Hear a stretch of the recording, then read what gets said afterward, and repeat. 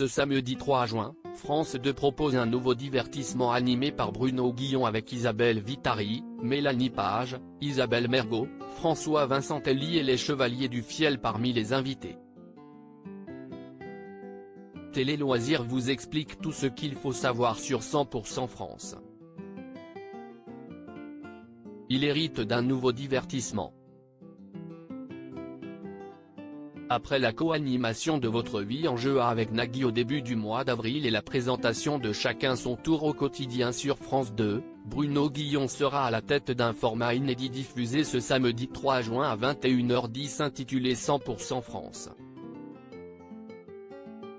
Pendant près de 2 heures, 3 duos de célébrités vont tenter de deviner la réponse la plus donnée par un panel de 100 personnes présentes en plateau. Elles représentent à la fois différentes régions, différents âges et sexes, précise Bruno Guillon lors de la conférence de presse de présentation de l'émission.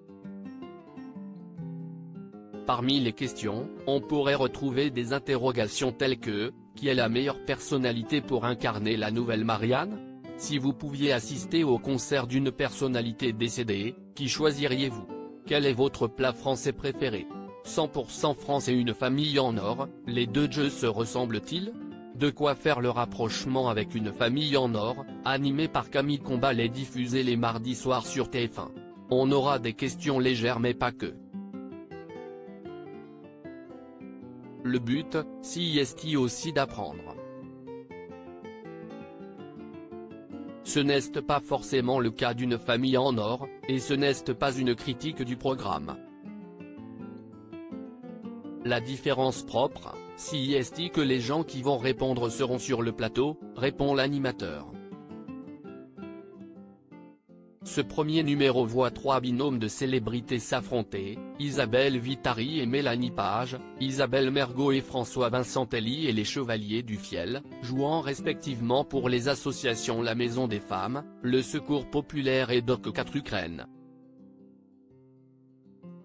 Les personnalités les plus douées pourront remporter jusqu'à 150 000 € en finale.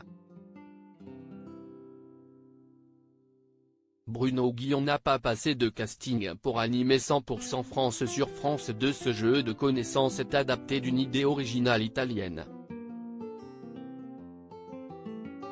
On a transformé un peu la mécanique mais on en a gardé l'esprit.